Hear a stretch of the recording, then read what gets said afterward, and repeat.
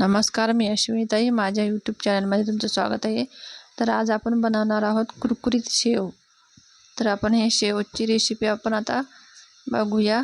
आपले शेव किती छान झाले आहेत, मस्त कुरकुरीत झाले आहे, चवदार पण झालेले आहेत. तर आपण आता याची रेसिपीची सुरुवात करूया.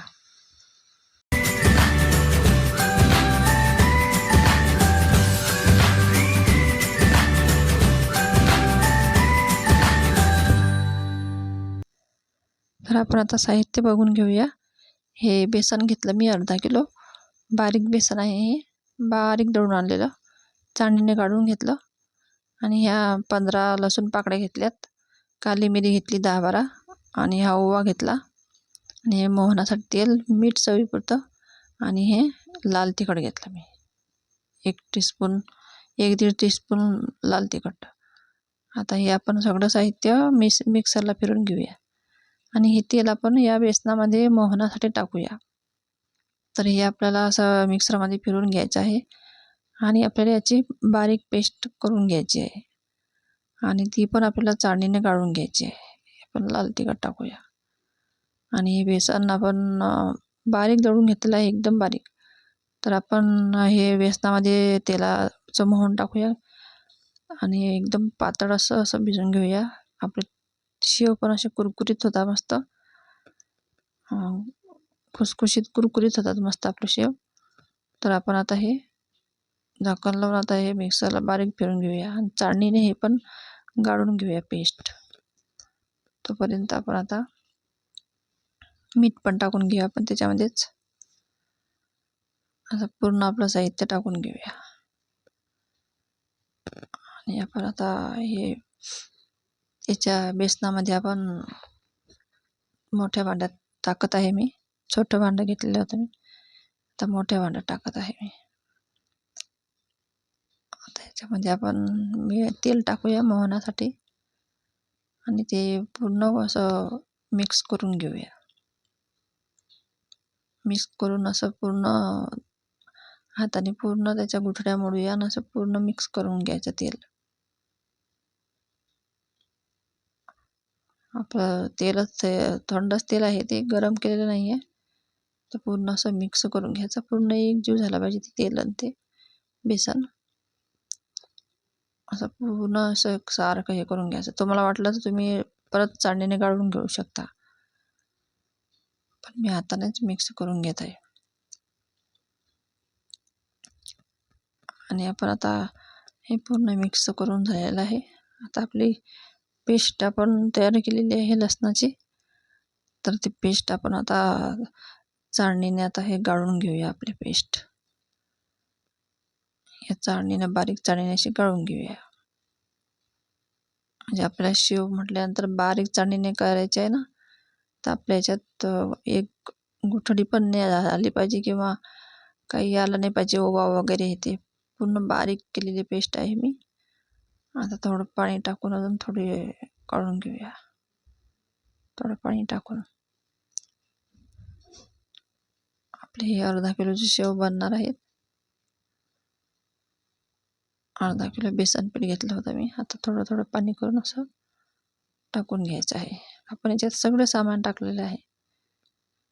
लसूण पाकळ्या टाकलेला आहे, 15 लसूण पाकळ्या टाकलेल्या आहे. काली मिरी टाकलेली आहे 10-12. आणि तिखट आहे, आणि चवीपुरतं मीठ आहे, ओवा आहे. असं पूर्ण सामान आपण टाकलेलं आहे. आपले शेव पण असे टेस्टी बनत आहे या सामानामुळे. आपल्याला जास्त तिखट नाही टाकायचं, थोडंच टाकायचं आहे, चवीपुरते फक्त. 1 किंवा 2 टीस्पूनच आपल्याला तिखट टाकायचं आहे त्याच्यामध्ये. ते जास्त तिखट नाहीच करायचे आपल्याला, नुसते चव लागली पाहिजे, बस तेवढी. कारण आपण लसूण पाकळ्या पण याच्यात टाकलेल्या आहे. आता असं चमच्याने थोडं थोडं पाणी टाकून चमच्याने असं परतून घ्यायचं ते. म्हणजे थोडं थोडं, म्हणजे जास्त पातळ नाही झालं पाहिजे, तर घट्टही नाही झालं पाहिजे.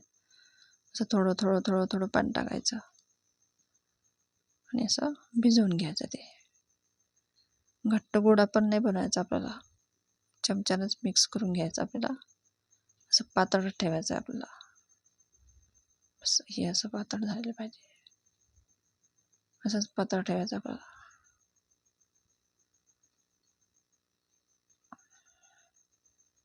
आता हे एवढं पातळ बी आहे ना, तरी पण ते थोडं अर्धा 1 तासानं म्हणजे घट्टच बनते थोडं.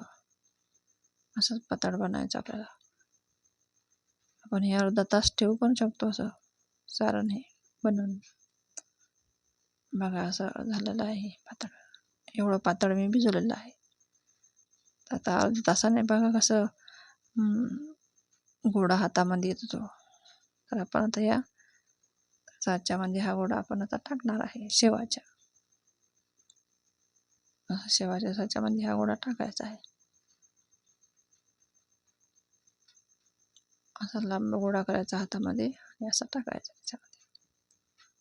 तेल पण गरम करायला ठेवलेलं आहे मी. कढईमध्ये तेल गरम करायला ठेवलेलं आहे. असं झाकण लावून आता आपण शेव बनवणार आहोत. तर चकल्या तरी तळण्याला उशीर लागतो, पण शेव लगेच तळल्या जातात. शेवाला उशीर पण नाही लागत. शेव पटकन तळले जातात. बनवले पण पटकन जातात. हे असे आपले शेव तळून झालेले आहे. मोठा गॅस करायचा, नंतर मिडियम करायचा. मग असे आपले शेव परत एकदा तळून मी दाखवते तुम्हाला. झाले आपले शेव तळून. परत एकदा मी तळून दाखवते तुम्हाला शेव. असं साच्यामध्ये टाकायचं पातळ गोळा. जास्त नाही बरं, म्हणजे जास्त असा सैलसरच भिजवायचा. तरच आपले शेव असे कुरकुरीत होता मस्त. कुरकुरीत असे मस्त खुसखुशीत हे शेव आपण तळून घ्यायचे आता असे. अर्धा किलोमध्ये भरपूर शेव होतात. बघू शकता तुम्ही. असे पलटे मारून घ्यायचे. लगेच शेव आपले तळून होतात. जास्त वेळ पण नाही लागत. तर बघा आपले शेव किती छान झालेले आहेत. तर तुम्ही पण असे शेव बनवा. तुम्हाला पण नक्कीच आवडतील. तर बघा आपल्या शेवट दाखवलेले शेव किती छान बनलेले आहेत. खायला पण चवदार आणि असे कुरकुरीत मस्त असे शेव झालेले आहेत आपले. तर तुम्हाला ही रेसिपी आवडली असेल तर तुम्ही लाईक, शेअर, सबस्क्राईब करायला विसरू नका.